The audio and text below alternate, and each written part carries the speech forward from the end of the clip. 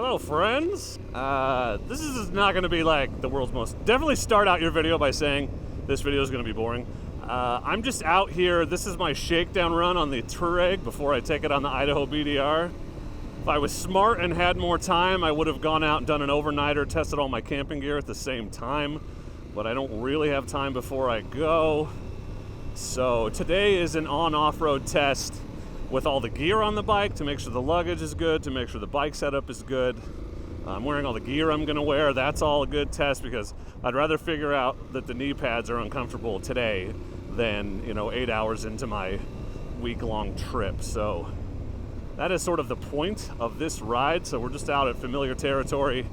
We'll ride up to the overlook and get a little rough-ish off-road, and then the plan is to go I can loop all the way around to Eugene, and then we'll go to Buffalo Wild Wings for lunch. That's how I bribe myself into getting off my ass and putting my gear on, because all I want to do is rest before I leave. So we're gonna have lunch, have some chicken wings for lunch.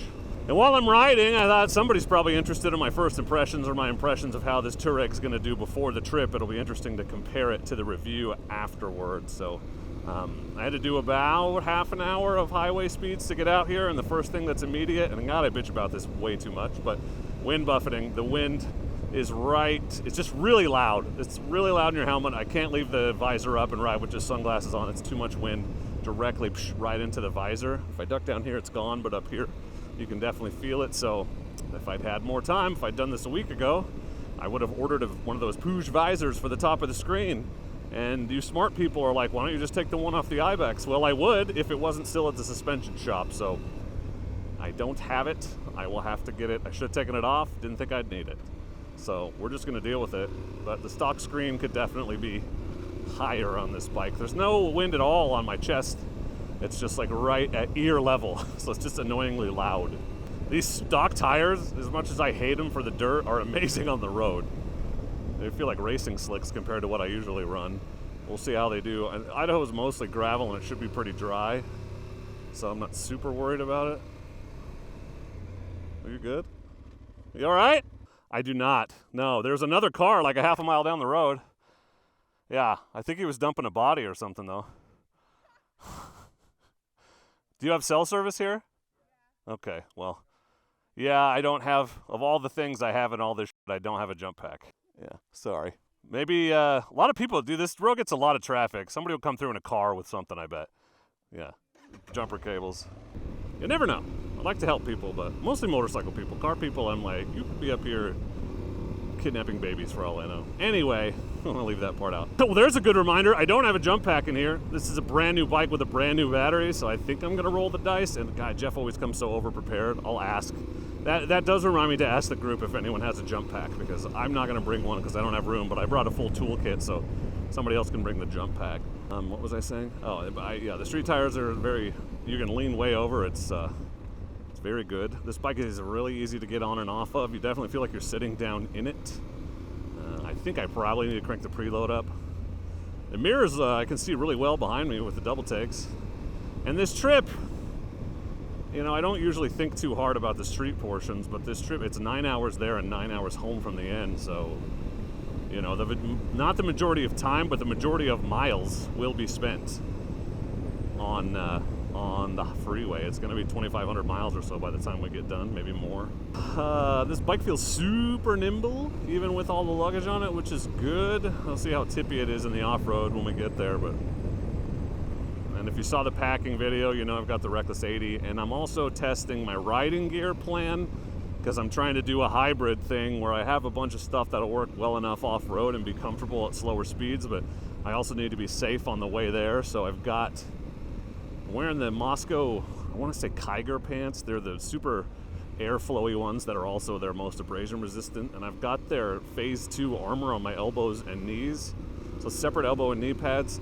And then I've got a hard armor Alpine Stars chest protector, and then over the top of that is just this Climb to Car jacket, which is designed to go over armor. It's got spots for armor but doesn't come with any, and the sleeves zip off, so if it got really, really hot on the highway, I wouldn't have to go just jersey. I could take the sleeves off and only risk my arms but keep my vital organs safe. So we're testing all that too. I actually had to get I started out with the extra large knee armor from Mosko, and I had to order the large. The extra large was too big, it kept moving. So their big guy stuff is really big, and honestly, I'm wearing the extra large arms. I probably could have gotten away with the large because I'm, you know, not Hulk Hogan. No 24-inch pythons over here. Oh, also testing out the quad lock setup, and you know, not my bike, so I didn't wire up a dedicated GPS, so I will just be navigating with the phone. I looked into trying to figure out a backup just to have like another cell phone, a rugged cell phone or something, but again, time. If I had 2 weeks, I could get it done. You can actually just get one from T-Mobile. They have a Samsung. You just pay to add a line, but the phone would be free, and you know, business expense. Then I'd always have an extra phone. So it's weird to not have a backup. If I was going by myself, I wouldn't do that. I'm not, so we'll just roll the dice on that. So I guess I'm just telling you what not to do. Don't get a press bike a week and a half before you leave, because you don't really have time to prep like you'd like to. There, that's the thing. But I was in Colorado, so what was I going to do? I know. Oh, terrible first world problems, but it is what it is. It's going to be a great trip. Okay, I'll put her in off-road mode. ATC and rear ABS disabled, so traction control is off. ABS to the rear is off. We'll leave the front on for now and see how we feel about it. I'm going to ride up there. Let's see how the off-road section is with the bike fully loaded. Also, this bike is one of the most comfortable to stand up on I've ever ridden. But I was going to say right out of the box, but it isn't, because Brett Tax had it before me, and he's so big on the ergonomics. I'm sure he set it up. Maybe we're about the same height. I don't actually know. It's a nice view, even when it's smoggy. Should climb in second. Yep. Ugh. God, I just spent a week on that I just spent a week on that 690, and it wouldn't tractor at all, and I'm all gun shy about trying to go up at low RPMs. Oh yeah, she'll climb. Not bad. Little floaty. I'm sure I need to crank the preload up. I can read, I can see my phone map standing up. That's good. That was the goal with the positioning.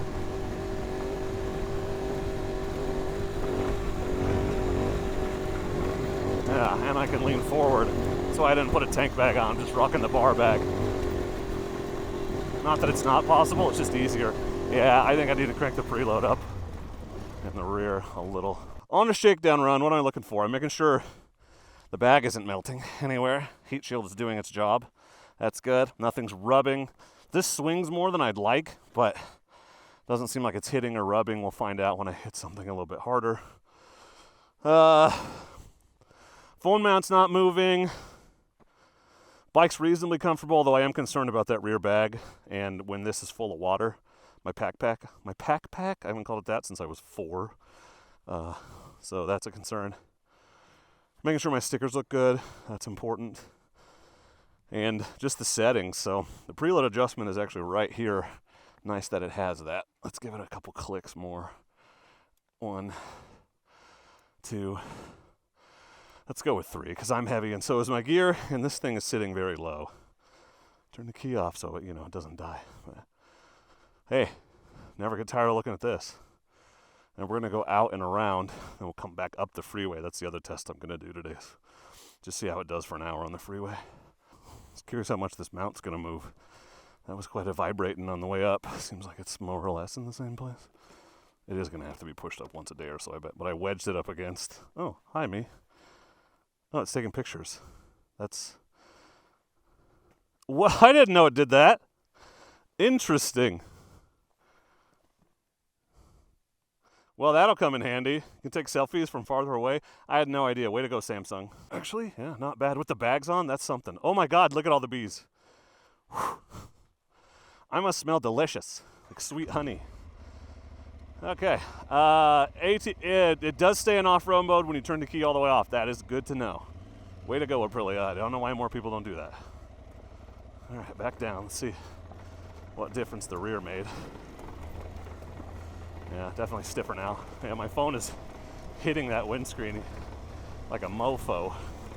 Interesting. Yeah. Rear ABS is off. Yep, I can slide it. Good to know. Okay, we're gonna do like an hour of gravel, I think, by the time we get out on the other side, out by Marcola. So on the off-road sections, I'm just gonna take the jacket off and I'll just rock a jersey and the elbow pads and the chest protector once we get there.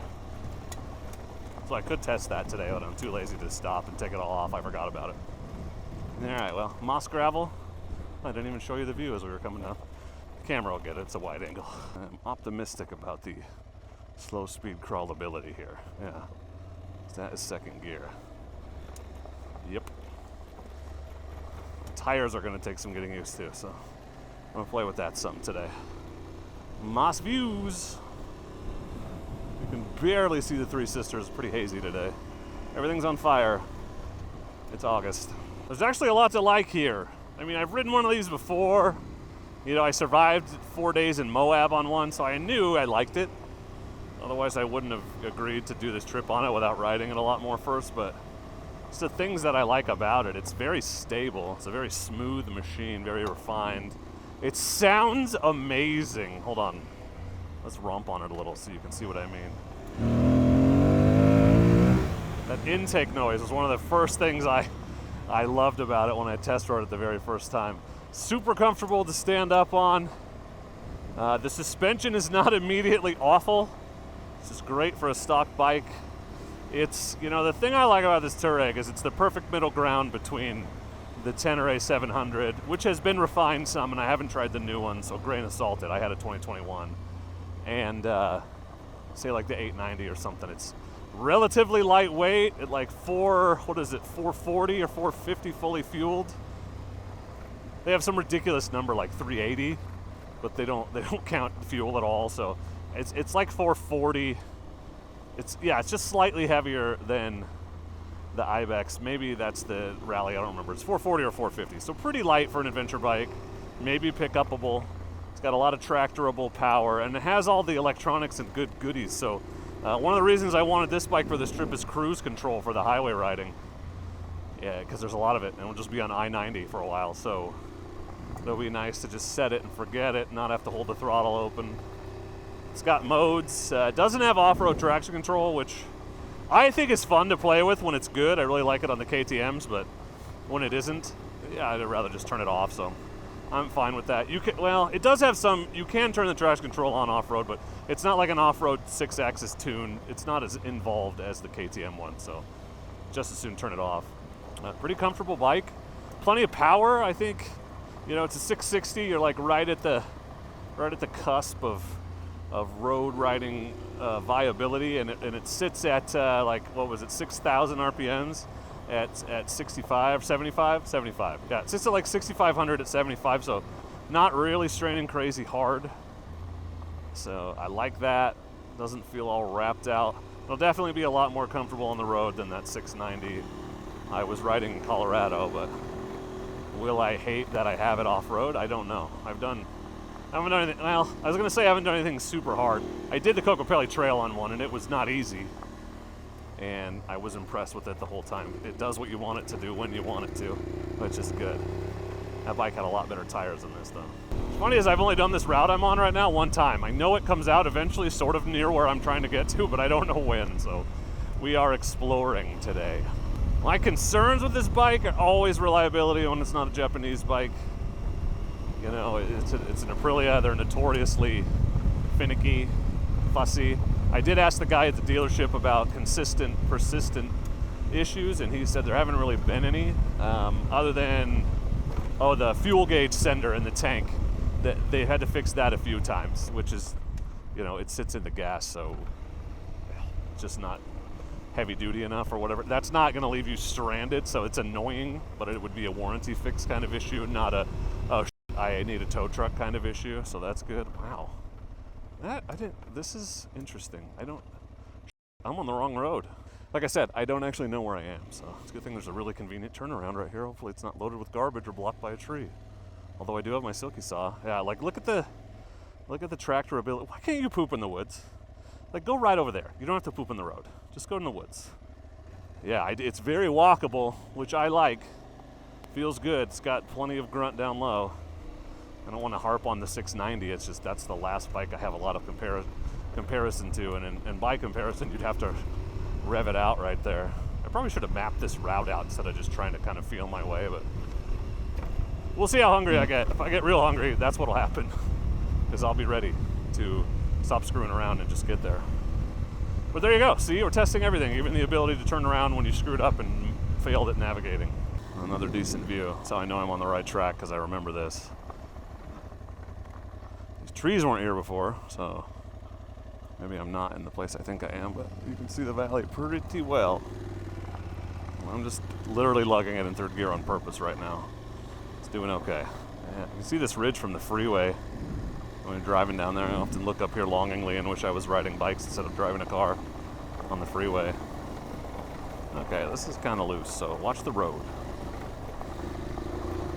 Ah, this is it, I think. It's gotta be, right? It's a campsite, too. A terrible one, because there's no shade or trees. Technically, it is a campsite. Oh, well, they clear-cut all this, so it's real easy to see. There you go. There's the valley. Well, that sounds so good. Just listening to it, wanting to hear it, is going to get me in trouble. Just wait.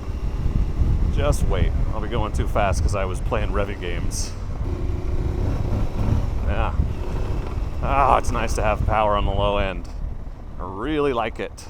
Okay, well, I know I found the right road because it's paved now, so there's going to be a lot of these little one-lane blacktop roads in Idaho, I'm sure. There's a lot of these in Oregon, even out in the middle of nowhere. But so far, I'm just pretty happy I chose this bike for this trip, except I'm really not looking forward to the freeway, just the wind. But I haven't tried it with earplugs in yet, so I'll do that. Maybe I'll even take the visor off my helmet for the freeway ride back. But so far, cautiously optimistic. It's done well. We'll see how the luggage setup held up, but I won't bore you with all the freeway riding or the rest of this one-lane road stuff. So not the most compelling video, as I told you from the beginning, but just a glimpse into kind of the process. Hit some pretty big potholes back there, so I feel like the front suspension is pretty good. It's going to stand up to what we're doing, and there's enough power even at low RPMs and a higher gear to give it gas and get the front end up enough to get over that stuff, which is going to be handy on the ride. So only time will tell how I feel about it long term, but for right now I feel good about my choice and I'm excited about the trip, so that's good. No glaring issues that would cause me to reconsider before I leave and like hop on the 300L for this whole trip or something. So yeah, I want to say thanks to Aprilia for loaning me this bike. Should be a great trip. Looking forward to it, and make sure that you subscribe so you don't miss the videos of that. I'm sure it's going to be epic. And but for now, and as always, I just want to say thank you very much for watching, and please do not forget to be excellent to each other. Thank you. Excellent! Ah, yes, the promised land.